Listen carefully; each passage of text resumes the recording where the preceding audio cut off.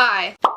Hey guys, what's up? My name is Dom. Welcome back to my channel. If you're new to my channel, I typically make bookish content, movie content, and anything else in between because I like to do whatever I want on this channel, and today's gonna be movie content. It's been a long time coming because work is kind of kicking my ass, and 2022 is just more hectic than I thought it would be, but we are finally going to talk about the worst films that I watched in 2021. I almost didn't make this video because by the time this comes out, it's already going to be late March, but I like complaining about things. Sometimes I just gotta vent, and this is a great way to complain. I'm going to be talking about 10 movies. The first movie is like my favorite of these 10, and then the very last movie is the one that I hated the most in all of 2021. None of these are rewatches, these are all new to me movies, and I have a lot of opinions to talk about, so without further ado, let's get started. So at number 10, we have a Walt Disney movie, and that is The Black Cauldron. I'm just gonna read the synopsis from my phone, just because there was a lot going on in this movie from what I remember. Taran is an assistant pig keeper with boyish dreams of becoming a great warrior. However, he has to put the daydreaming aside when his charge, an oracular pig named Hen Wen, is kidnapped by an evil lord known as the Horned King. The villain hopes Hen will show him the way to the Black Cauldron, which has the power to create a giant army of unstoppable soldiers. I'm not going to spend a lot of time in this movie just because I was so disinterested so fast that I actually have no memory of what the hell happened in this movie. The reason I originally put this movie on was because this is when I was babysitting at the time. I used to babysit a 5 and a 3-year-old. They wanted to watch a Disney movie they've never seen before, so all three of us chose this one because I hadn't seen it either, and I told them that. Within like 5 minutes, all three of us were bored out of our minds, so the two kids went on to do whatever they were doing. I spent a lot of time on my phone. I do remember some girl was introduced at one point. I do remember the pig being kidnapped. That's it. So this makes me a very bad critiquer because I can't really give a good critique. But that's why this movie's at number 10, just because the other 9 movies I hated so much I do remember and I want to rant about them. So number 9, we have a horror movie, that is The Nun. Give an actual summary, this is basically the origin story of the nun. The nun is actually a demon who manifests itself into a nun. The reason I watched this is because this past Halloween season I was trying to watch all the movies in the Conjuring universe that I had never seen before. This was one of them. My friends told me this is a horrifying movie. They were scared shitless.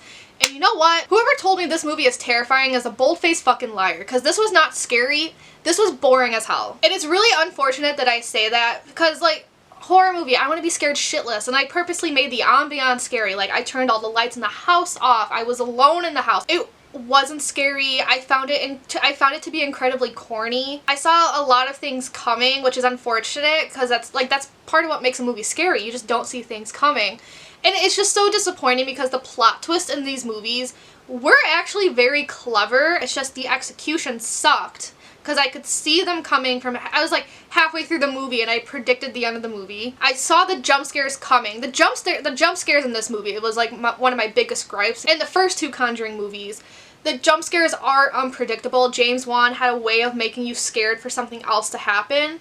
And then when that thing didn't happen, you were about to take a sigh of relief, but in the middle of that sigh, that's when the scary thing actually happened, and I think that's a clever way of doing jump scares.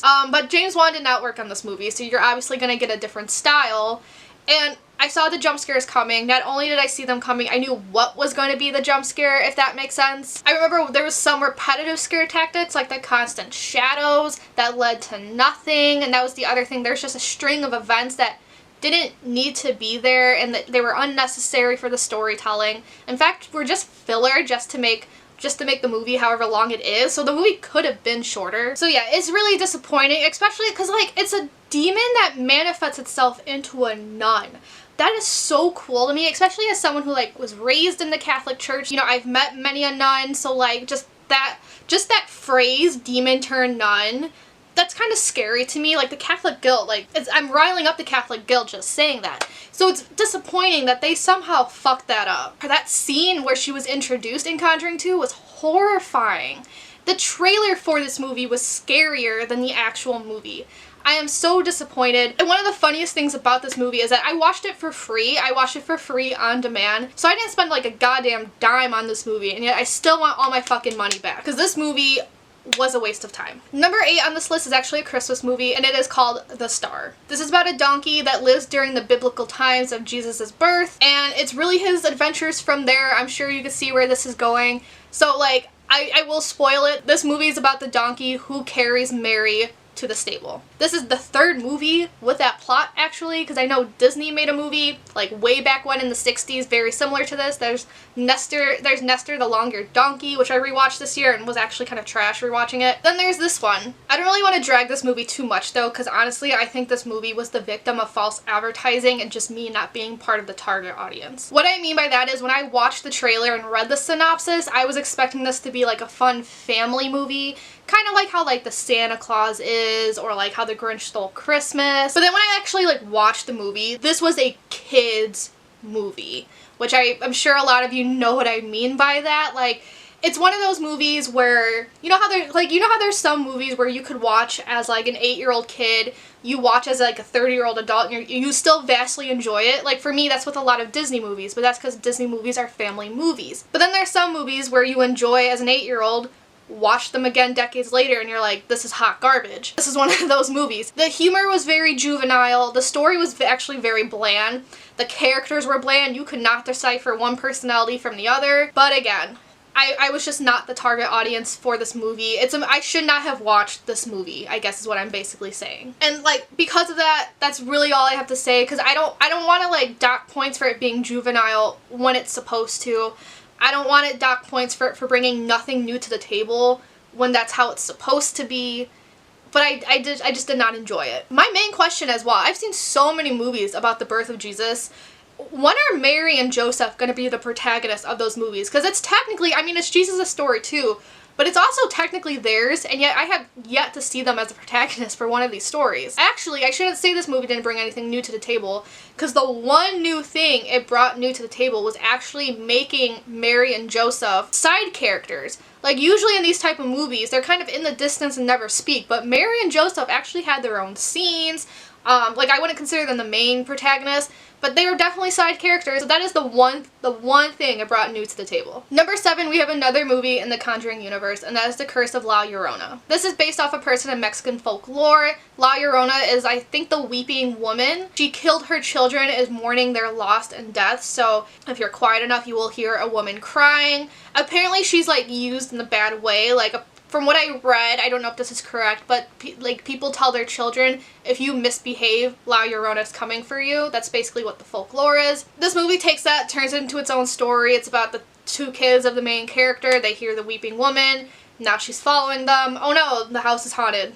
One of those kind of stories. And you know what? In the beginning of this movie, I actually thought it started out promising. I didn't really understand the bad reviews, especially because a lot of people were saying, like, oh, if you thought Conjuring 3 was bad, like, La Llorona, the first movie, is going to be worse because it's by the same guy. And I'm like, no, I don't really believe that, because I hated all of Conjuring 3. I thought all of it was boring. But I liked the beginning of this one. But unfortunately, the longer the movie went on, the more I understood those reviews. Like, it kind of just dragged on. And like with The Nun, there's like a lot of unnecessary filler, things that just weren't needed. It got boring, but also very nonsensical. These characters are definitely victims of piss poor writing, because these characters constantly made stupid decisions. There's one scene I could think about in particular with the daughter near the end, where you think they got the ghost out, but the daughter makes a very stupid decision. I can't even blame it on the fact she's a child. Like, children should know, because children should know not to do what she ended up doing. And of course, the ghost comes back, and it's like, really? It wasn't even scary. I was just I was mad at the characters. Like, how are you that, because even the adults were dumb. It's like, how are you that fucking dumb? And it was constant. It wasn't just the one thing with the daughter. Like, it was, ugh. I have no words of how angry it made me. Like, nobody in this movie was smart. Like, the mom wasn't even smart, which is worrisome given her profession in the movie. And it's like, if you're that dumb, why are you, was she a cop or a social worker? I think she was a social worker. It's like, if you were that dumb, what, like, no wonder you were, because in the beginning of the movie she was actually in the midst of getting fired. Like, no wonder you were getting fired from your job, because you're stupid. you don't know how to make good decisions. Just like with The Nun, a lot of cheap jump scares that not only did I see the jump scare coming, but I knew what it was gonna be. A lot of unnecessary screeching in this movie. And it's like, sometimes I was also like, well, what are you screaming at? Nothing's happening. And they would just continue to scream. That's not fun. That's annoying. Screaming ruins the vibes for me. It doesn't really do what this director was trying to do. I'm always more scared when the characters are kind of silent and you see their eyes like going crazy trying to look around. I think that sets the vibes better than fucking Velma like Velma. She played Velma in the live action Scooby-Doo movies. That woman. I think that's what they should have had her do rather than grabbing her children, cornering themselves, and screaming and moving around like this while the poor guy, I forgot what he's called in the movie, but he's an ex-priest. The poor guy is trying to do the work by himself, and he tells them, he's like, you guys need to help me, and they don't help him. And he's not really, like, he's a good guy by the end of the movie, but like they don't really hail him as the hero he should be, because he kind of carried this movie on his back. It was that guy in particular. My favorite reason for why I don't like this movie was just the pathetic attempt to connect it to the other Conjuring movies, because like halfway through the movie I was like, what does this have to do with the Conjuring movies? There's literally like a 30-second scene that tries to connect it all, and it was bad. Like, I think the priest from the first Annabelle movie showed up. He's like, there's this haunted doll that has nothing to do with the Curse of La Yorona. I just happened to be the priest that was working on that case and now you're talking to. And at the end of the movie, the director was trying to make this like sentimental piece where you kind of like, you know, you're all up in your feels and you cry because, oh, it's so heartwarming and sad. He did this with Conjuring 3 too, that I noticed, and it didn't work, because I just thought the characters were that stupid. Although I do think that is very hard to do, making a horror movie with something like sentimental and heartwarming at the end to the point you're crying. It's just clearly what this guy's trying to do in the two movies I saw by him. He's just not really succeeding. The only one I've seen succeed at this is Mike Flanagan. Haunting of Hill House scared the fucking shit out of me. I was bawling my eyes out by the end. And I think this director's trying to encompass that, but he's failing. So now The Curse of La Yorona is on my list for the worst movies I watched in 2021. I have this rated lower than The Nun, but like in terms of the worst, ranked higher. I felt lied to watching this. Like, The Nun is at number 9 because it was bad from start to finish, so I knew what I was getting into by the end. I knew what to expect. It didn't exceed any expectations, but it didn't disappoint me anymore. Whereas Curse of La Yorona, I felt lied to because it started out so promising and then just turned to shambles by the end. And not only did it not exceed expectations, but it made me even more disappointed than I already was. Hence, why is number 7 on this list. Number 6, we actually have a Studio Ghibli movie, which I know, controversial. If you're new here, in 2021, I watched every single movie that Studio Ghibli came out. Some of them made it to my best of 2021 list. 2 of them made it to the worst list. One of them being, I'm pulling up the plot summary right now. One of them being Tales from Earthsea. I'm just gonna read the plot. There's a lot going on with this movie as well, so I'm just gonna read the plot from Letterboxd. Something bizarre has come over the land. The kingdom is deteriorating. People are beginning to act strange. What's even more strange is that people are beginning to see dragons, which shouldn't enter the world of humans. Due to all these bizarre events, Ged, a wandering wizard, is investigating the cause. During his journey, he meets Prince Aaron, a young, distraught teenage boy. While Aaron may look like a shy young teen, he has a severe dark side which grants him strength, hatred, ruthlessness, and has no mercy, especially when it comes to protecting Teru. For the witch Kumo, this is a perfect opportunity. I thought it was a man. Oh my god. She can use the boy's fears against the very one who will help him, Jed. This is not by Hayao Miyazaki. This is actually by his son, Goro Miyazaki. If you follow like Studio Ghibli Twitter, just animation Twitter in general, Goro Miyazaki is very controversial within the Studio Ghibli realm. Unfortunately, one of his movies made it to number 6 on the list of worst films I watched in 2021. This movie is a victim of trying to squeeze like multiple books into 1 hour and 45-minute movie. I could tell there's just so much plot going on in this movie, so that's why I could tell it's multiple books. But because there's so much plot and they're trying to squeeze so much into one movie that's not even 2 hours long, a lot of things aren't really fleshed out. Things just happen and you don't know why. Very little was explained and there was just a lot of non-existent world building, which is really unfortunate because in a fantasy world you need that. So I didn't understand a lot of what was going on. Like, why in this universe, why did they do this? Why did they do that? I don't know. They never told me. I actually have an example in my notes. One of the examples is true names. Like, it was like a big thing for Aaron. I can't remember if he had to find out his true name or if he wasn't like allowed to say his true name. But I didn't understand it. I'm like, what does a true name mean? Why is the true name so important? Who gives a fuck if you say your true name? Like, why is that gonna cause problems? I don't know. They never told us. They just kept hounding it in our heads that true names are important, but why? Why do I care? But I don't feel the suspense because I don't know what's going on. I thought the character development was lackluster. Both our main characters, Aaron and Teru, were just boring. So that's another reason I didn't really care. I'm of the opinion in order to make a story interesting, you do need to care about the main characters. But I didn't care. I didn't care what happened to either of them. There's like one point in the movie where I didn't understand because in the very beginning they actually start off hating each other. And there's like this clear switch where not only do they like each other, but it's clear they're supposed to be each other's romantic interest. But I don't know why. I don't know why that switch happened. Like, why do they suddenly care about each other? 2 minutes ago, Teru was calling Aaron names and vice versa. And why do they love each other? I don't know. I didn't see it. Not only did they not tell us, they didn't even show it either. Because they always say, show, don't tell. They certainly didn't tell us, but they're not showing us these things either. And then there's the pacing. Again, this movie is based off multiple books. The pacing is going to be weird, that's why I don't understand. And to this day, people still do it. They try to fit in so much content within a time constraint, and then they wonder why the pacing's so awkward. The pacing of this was awkward. It was extremely, extremely jumpy, and the lack of nuance did not help with that. Again, it begs the question. So many things were happening, but why?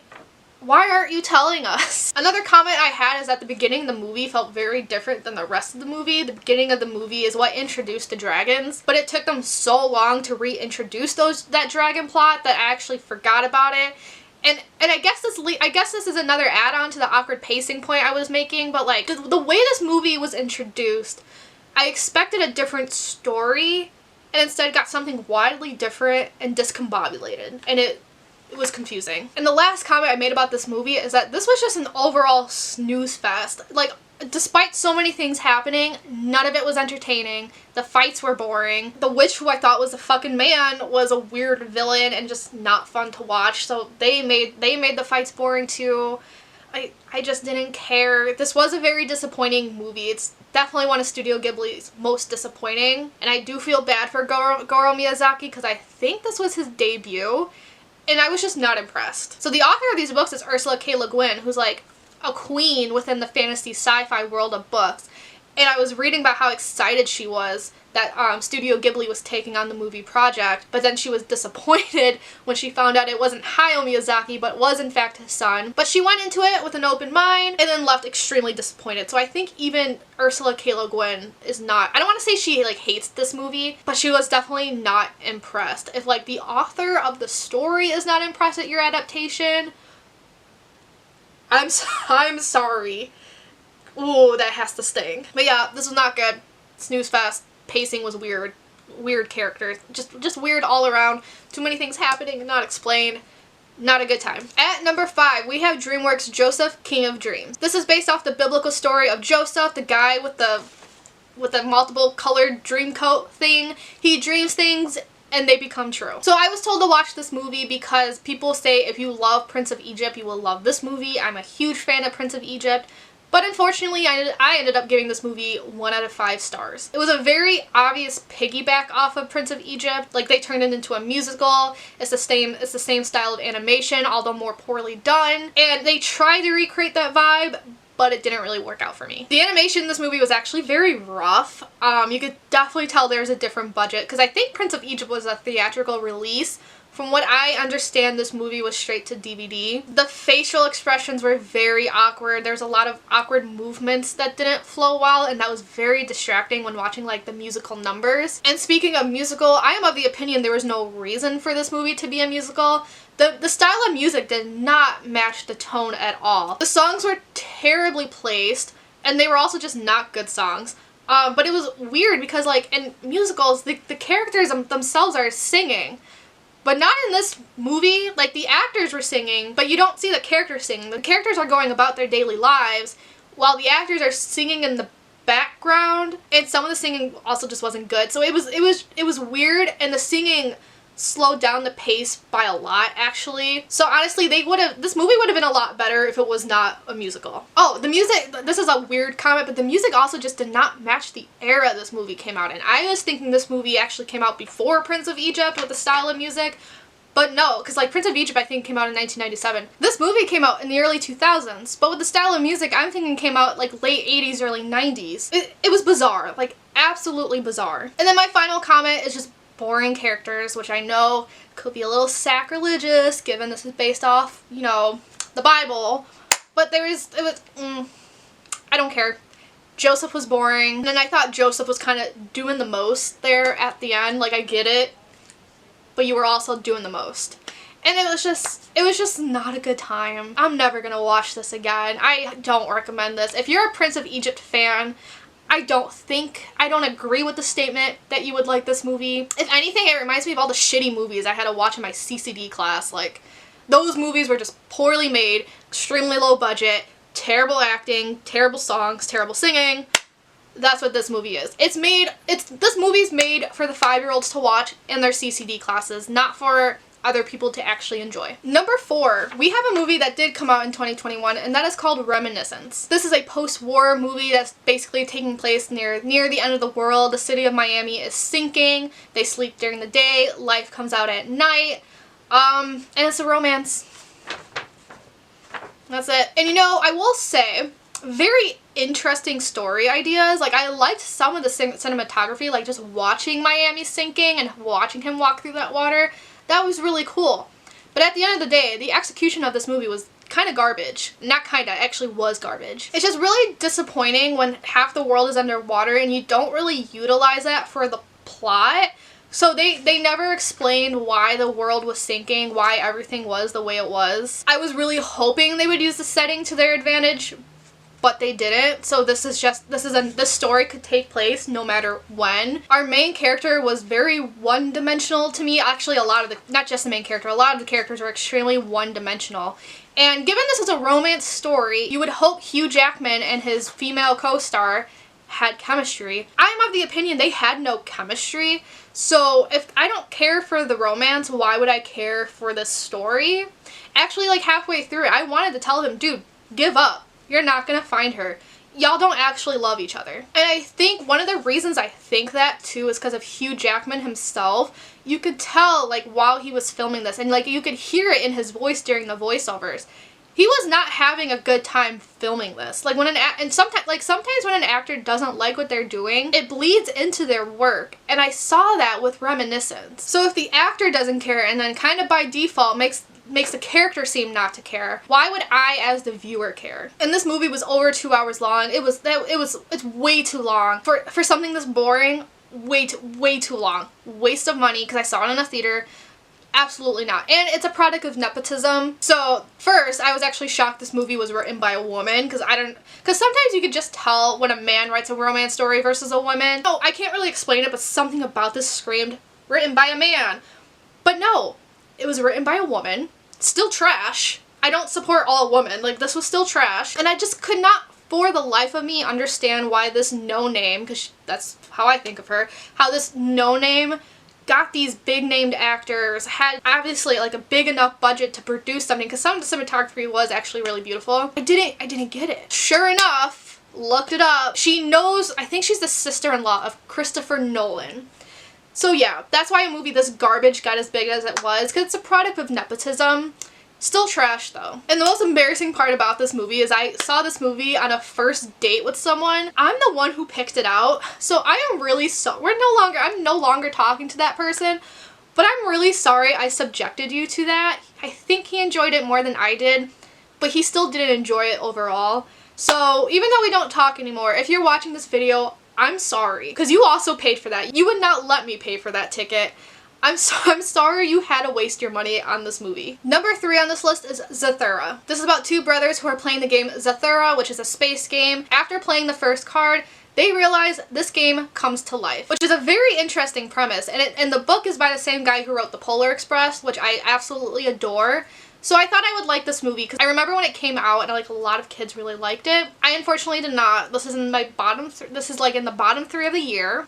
And like just like with The Star, I think this might be a victim of me not being in the target audience, but I'm not really sure because like it does come off like it's supposed to be a family movie because there was some humor I definitely would not have gotten if I was a child. It's like some of the humor was definitely geared towards adults, so I don't really know. That I was a little confused about. The main reason I had a very hard time with this movie is that every single character was annoying to the point of almost unbearable. I genuinely wanted to slap some children, honestly. It may just be because I don't have siblings, I'm an only child, so I don't really know how siblings fight, but there's something about these two that was like kind of like overly cruel, which given the end of the movie and like the lesson learned, that was kind of the point, but it was just not fun to watch. I would understand some bickering and kind of squeezing in humor like here and there, but bickering took up a lot of the movie. What little humor there was just not funny. Like they were really trying to hone in that lesson at the end of the movie, like they were really trying to shove it into your throat, like deep down into your throat. No, it gave me a headache. There's one plot point which I wouldn't even call a plot point. It's Kristen Stewart. Kristen Stewart played the older sister.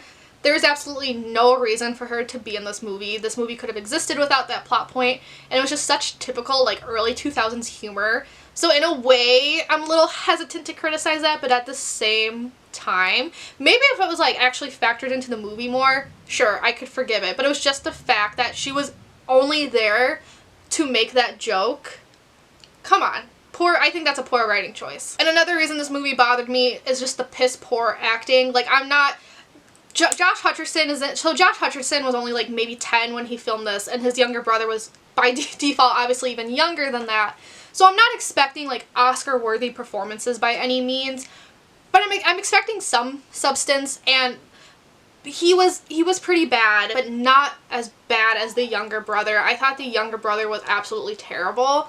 And I get it, he's a child, and like obviously children aren't going to be as good as adults. That's not what I'm saying though. Like I've seen children act before. This kid wasn't acting. You can kind of tell he was just parroting whatever the script said, which I know it's like weird criticizing that because he was such a young kid. But like because of that, I like wasn't engrossed in the story. Like I felt like he just felt really his acting felt like really out of place. I did not have fun with this movie. I read some reviews and a lot of people were saying it's definitely one of those movies you would have enjoyed more if you were 6 years old, but like when you watch it again as an adult, it's not a good time. Number 2 on the list, we have another Studio Ghibli movie.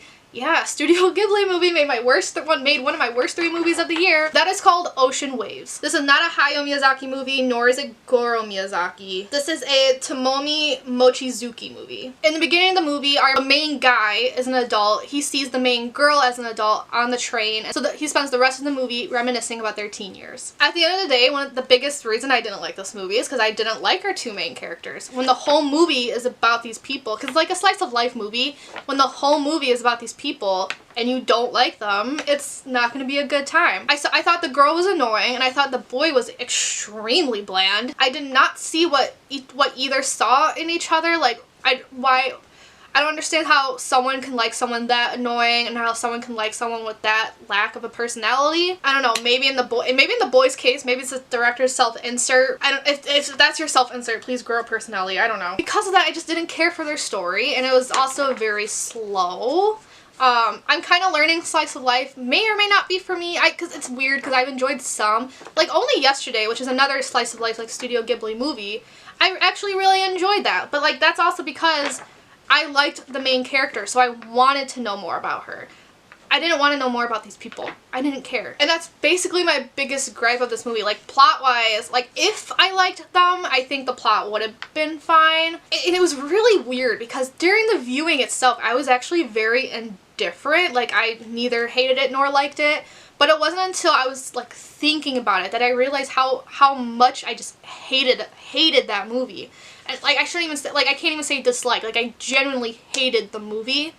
I don't know where that anger comes from, but I just felt like I wasted my time. It didn't grab me at all, and it's really unfortunate because everyone always praises Studio Ghibli, and yet I've noticed people rarely talk about this movie, and it's probably for good reason. Finally, at number 1, the last movie on this list, it's Netflix's The Holiday Calendar. This is one of those Hallmark-esque Christmas movies that Netflix loves to make. It came out 2019, I believe. And it's about this woman who receives a holiday advent calendar. Each day she pulls out a little trinket, and that trinket kind of predicts how the day is going to unfold. For example, one day she pulled out ice skates, she later went ice skating that day. I think Hallmark movies in general are absolute shit, but I've seen many in passing thanks to my mom, so I kind of have a feel for them. It's really weird critiquing Hallmark movies because even, like, if I watched any others in full, they definitely would have made this list. But the thing I have with Hallmark movies, like, despite the terrible acting, terrible lighting, terrible cinematography, terrible music, they're supposed to be like cheesy romance stories that are easily predictable because they're supposed to be feel-good comfort movies, and in that aspect they are good at what they do, but I consider this the worst of the worst Hallmark movies. At least with other Hallmark movies, they stick to their plot. Like, there's one about the Christmas necklace, and that whole 2-hour movie, all they talked about was the Christmas necklace, whereas this one, it like fell off the deep end at one point. Like, they only talked about that holiday calendar from maybe like the first quarter of the movie, and then quarters 2 and 3 and halfway through the 4th quarter had nothing to do with the calendar, to the point it's like I think even the characters forgot about the calendar. I forgot about the calendar, and it wasn't reintroduced until like the last second. They actually could have made this love story without that stupid calendar. I don't want to call it a stupid calendar because it looked very pretty and I would love an advent calendar like that, but it had nothing to do with the story. As garbage as other Hallmark movies are, they at least stick to that fucking Christmas necklace. They stick to that fucking bracelet they found. How can you, it's so simple. How can you not stick to that singular plot point? This movie also brought in a stupid love triangle with the most obvious result. Like, I mean, the poster for the movie spoils it. You know she's gonna end up with this guy. So what was the point bringing in that other guy? And quite frankly, I liked the other guy better. Like, the guy she ended up with ended up being so needy, and I don't, maybe it's because of like my taste in men, but I don't like that. And quite frankly, the other guy, at one point he calls her crazy for saying the advent calendar is coming to life. I don't blame him for that. I mean, she kind of just dropped the ball on him. Like, no shit, he's gonna think you're insane. I would think you're insane. Like, how do you not gradually bring him into that? They could have solved that problem by like proving it to him, like opening a door one day and then they did the thing. But no, they had to like rush it back to the other guy, and it was garbage. Another reason I actually liked her with Guy B over Guy A is because Guy A felt too much like her cousin. She even said something in the beginning of the movie how he feels like family. So it was just weird when they got together.